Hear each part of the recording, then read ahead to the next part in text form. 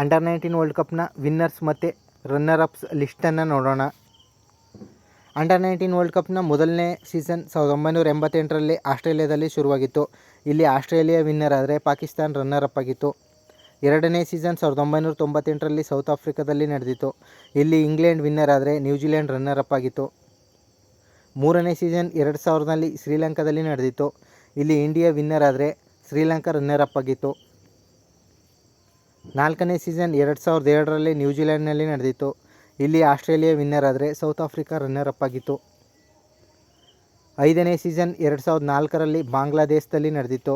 ಇಲ್ಲಿ ಪಾಕಿಸ್ತಾನ ವಿನ್ನರ್ ಆದರೆ West Indies runner up ಆಗಿತ್ತು. ಆರನೇ ಸೀಸನ್ 2006ರಲ್ಲಿ ಶ್ರೀಲಂಕಾದಲ್ಲಿ ನಡೆದಿತ್ತು. ಇಲ್ಲಿ ಪಾಕಿಸ್ತಾನ ವಿನ್ನರ್ ಆದರೆ ಇಂಡಿಯಾ ರನ್ನರ್ ಅಪ್ ಆಗಿತ್ತು.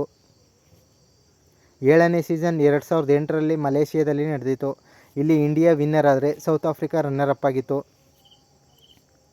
ಎಂಟನೇ ಸೀಸನ್ 2010ರಲ್ಲಿ ನ್ಯೂಜಿಲೆಂಡ್ನಲ್ಲಿ ನಡೆದಿತ್ತು. ಇಲ್ಲಿ ಆಸ್ಟ್ರೇಲಿಯಾ ವಿನ್ನರ್ ಆದರೆ ಪಾಕಿಸ್ತಾನ ರನ್ನರ್ ಅಪ್ ಆಗಿತ್ತು. ಒಂಬತ್ತನೇ ಸೀಸನ್ 2012ರಲ್ಲಿ ಆಸ್ಟ್ರೇಲಿಯಾದಲ್ಲಿ ನಡೆದಿತ್ತು. ಇಲ್ಲಿ ಇಂಡಿಯಾ ವಿನ್ನರ್ ಆದರೆ ಆಸ್ಟ್ರೇಲಿಯಾ ರನ್ನರ್ ಅಪ್ ಆಗಿತ್ತು. ಹತ್ತನೇ ಸೀಸನ್ 2014ರಲ್ಲಿ UAEನಲ್ಲಿ ನಡೆದಿತ್ತು.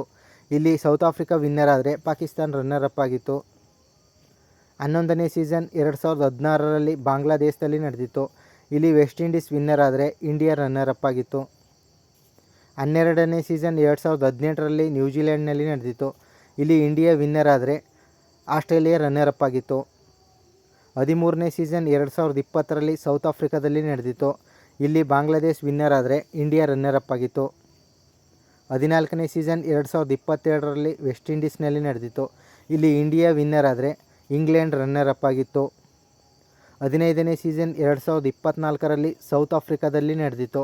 ಇಲ್ಲಿ ಆಸ್ಟ್ರೇಲಿಯಾ ವಿನ್ನರ್ ಆದರೆ ಇಂಡಿಯಾ ರನ್ನರ್ ಅಪ್ ಆಗಿತ್ತು. 16ನೇ ಸೀಸನ್ 2026ರಲ್ಲಿ ನಮೀಬಿಯಾ ಮತ್ತು ಜಿಂಬಾಬ್ವೆಯಲ್ಲಿ ನಡೆಯುತ್ತೆ. ಇದೇ ರೀತಿಯ ಕ್ರಿಕೆಟ್ ಸಂಬಂಧಿತ ಇನ್ಫಾರ್ಮೇಟಿವ್ ವಿಡಿಯೋಸ್ಗಳಿಗಾಗಿ ಚಾನಲನ್ನು ಸಬ್ಸ್ಕ್ರೈಬ್ ಮಾಡಿ.